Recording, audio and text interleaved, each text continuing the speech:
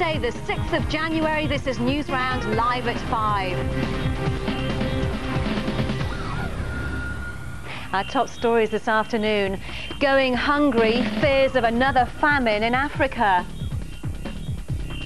And going nuts for Man United in Brazil. Hello, and first to a warning that 6 million people in Africa could starve because crops there have failed. Aid workers in Ethiopia say there hasn't been enough rain for food to grow. More than 10 years ago, the same thing happened, and 1 million people died of starvation in what's called a famine. The BBC's World Affairs correspondent, Raghi Omar, reports from Ethiopia. Hunger is again taking hold in many parts of Ethiopia. Nagaso Miley's father walked for 6 hours to bring her to the clinic. She's 3 years old but weighs less than half what she should. In their weakened condition, many children are falling prey to diarrhea and pneumonia. Most of them have no any chance. The chance which is waiting for them is death, because there is nothing in their house or in their home. Ethiopia says the drought is now at the emergency stage. This should be harvest time and the crops should be at their peak. But everywhere you look, the maize and sorghum, which so many people depend on, have withered and died. If the next harvest fails, it's hard to see how the people of this region will survive. The European Union and the British government are beginning to respond with food aid, but there's a long way to go. Ethiopia says at least 6 million people will need over 250,000 tons of supplies for the next 4 months. But today's crisis is not on the scale of Ethiopia's famine of 1984, when the government then forced people off their land into huge camps and then tried to keep the disaster hidden from the outside world. Crucial lessons have been learned. In Konso, villagers are building roads so the aid can get through, allowing them to stay on the land. For many Ethiopians, each day is now a struggle to survive. Only a major international response in the coming 3 months will help this country avert another humanitarian disaster. In other top stories, many more of us have been struck down by the flu bug. According to new figures today, hospital beds are filling up with patients who've caught the illness, and the north of England has the highest number of cases. There could be even more tests on the way in English schools. The new exams in literacy and maths will be aimed at 12-year-olds, but it'll be up to schools whether you take them or not. And scientists working with a chimpanzee called I in Japan say the animals learn to memorize numbers.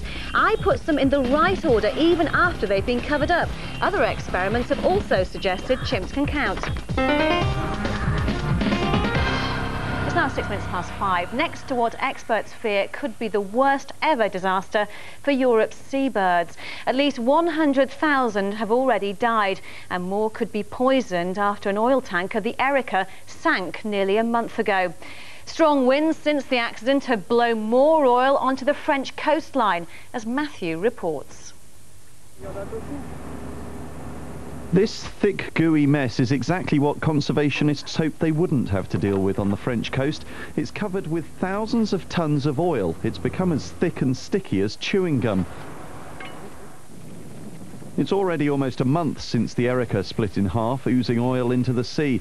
But it's only now that the scale of the disaster has become clear. Brutal storms that hit France over the Christmas holidays made a difficult situation far worse. Why is this oil spill so bad? Well, I think it's a combination of things. Basically, these birds have just been unlucky to be in the wrong place at the wrong time. That they're in large numbers because it's the winter break, and so they're all concentrating in the area where the oil spill happened. The oil is driven on these stormy winter gales onto the beaches and into the estuaries and lagoons, where there are a whole range of other birds living which don't normally ever come into contact with the sea. Hundreds of seabirds were airlifted to a specialist animal treatment centre in Somerset to clean off the thick coat of oil that makes it impossible for them to fly. But many have died because they've already swallowed some of the poisonous sludge. And experts say the effect of the disaster won't just be felt in France. This spring there'll be fewer birds nesting off the Welsh and Irish coastlines. And finally, Manchester United play their opening game in the World Club Championships in Brazil in 3 hours' time. They're taking on Mexican club Necaxa. Some fans are still unhappy with the team for ditching the FA Cup to chase worldwide glory, but others hope to give the Mexicans a wave goodbye in Rio de Janeiro tonight. If you believe the sports pages, Man U's players have spent more time on the beach than the pitch before their first match. But today they've been in serious training to play a little-known Mexican team, Necaxa.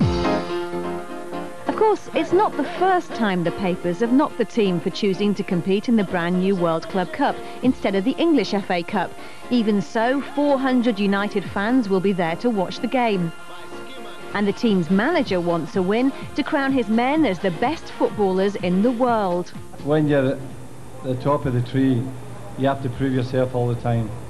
That's not a matter of ability, that's a matter of pride.